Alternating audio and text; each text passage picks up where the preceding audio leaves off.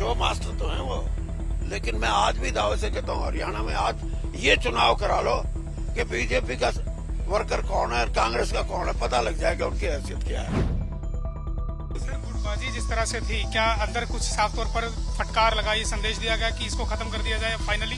हो सकता है प्रेस का अपना शब्द हो, लेकिन आप ये मान के चलो कि कांग्रेस 150 साल पुरानी पार्टी है। इसमें जो हमारे जैसे लोग 50-50 साल से हैं, हमारे साथ सैकड़ों लोग जुड़े हुए हैं, हम उनकी बात तो करेंगे ना। हम we can not be a silent Spectator.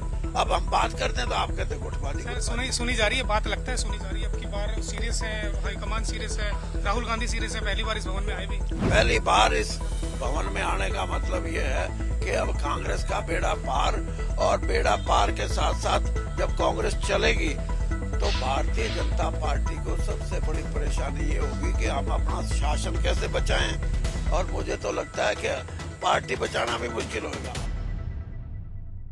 Congress के पूर्व अध्यक्ष और पूर्व केंद्रीय मंत्री चौधरी बीरेंद्र सिंह जी हमारे साथ मौजूद हैं।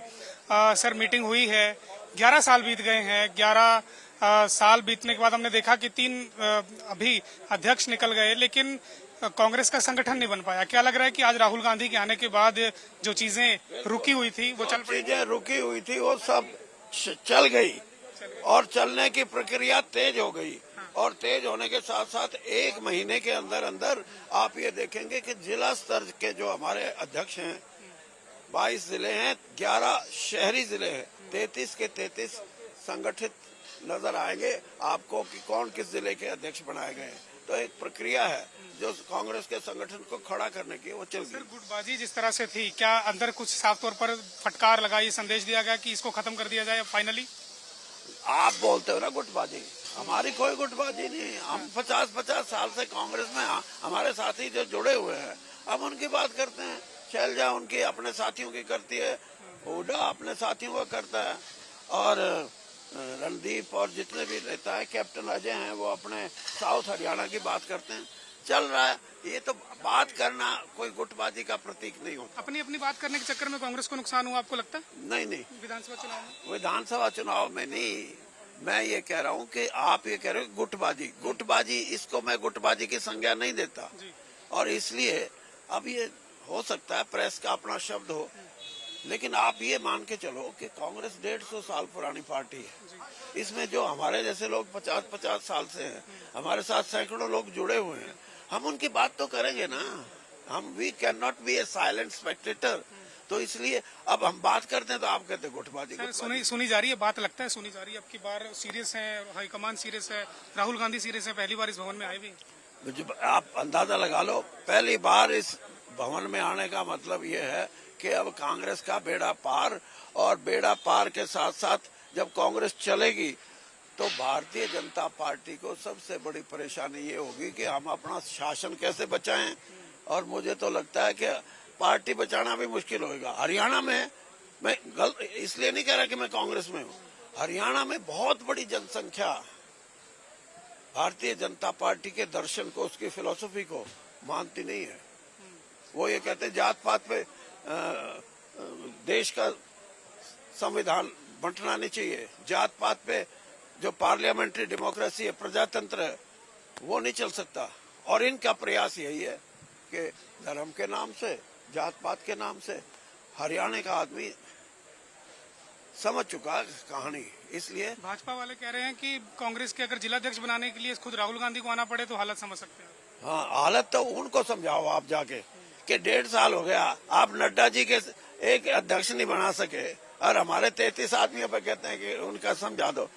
उनको बोलो कि कहाँ खड़ी है बीजेपी, जो कहते हैं हम तो बहुत अनुशासित हैं और हमारी तो पार्टी बड़ी संगठित है। कहाँ संगठित और कहाँ पार्टी है? 1.5 साल लगा दिया।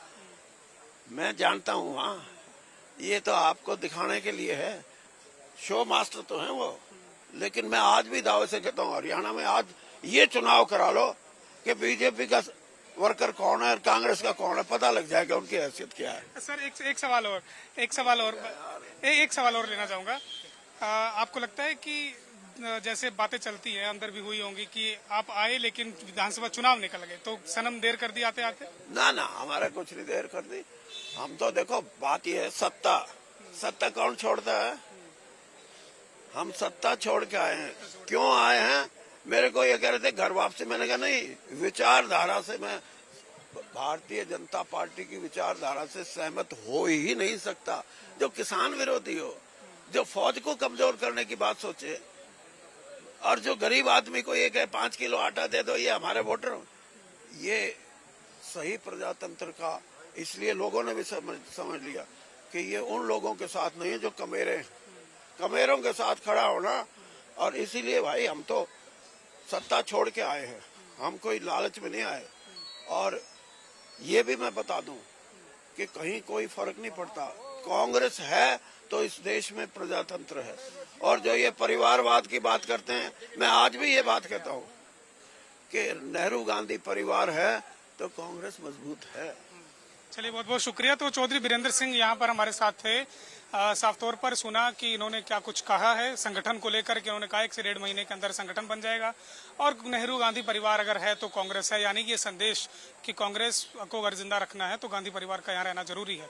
और दूसरी बात इन्होंने साफ तौर पर कही है कि देश में जिस तरह से बीजेपी की विचारधारा रही है उस पर इन्होंने हमला किया। बेशक ये बीजेपी में रहे, लेकिन इनका कहना है कि बीजेपी की विचारधारा के साथ ये नहीं चल पाई, इसीलिए कांग्रेस में वापसी भी हुई और अब फिलहाल कांग्रेस अच्छी चलेगी, ये इनका मानना है। कांग्रेस में सीधे तौर पर राहुल गांधी के यहाँ आना और उसके बाद यहाँ के निर्देश, ये कहीं ना कहीं कांग्रेस को मजबूत करने की तरफ कदम बढ़ा रहे हैं। लेकिन क्या कांग्रेस फिर से मजबूत होगी, क्या कांग्रेस गुटबाजी से बाहर आएगी, ये भविष्य बताएगा। कैमरा पर्सन साहिब के साथ सुधीर पांडे, पंजाब केसरी टीवी। हमसे जुड़े रहने के लिए हमारे YouTube चैनल को सब्सक्राइब करें और नई वीडियो की नोटिफिकेशन के लिए बेल आइकॉन को दबाएं। अगर आप ये वीडियो Facebook पर देख रहे हैं तो लाइक जरूर करें और ज्यादा से ज्यादा शेयर करें। धन्यवाद।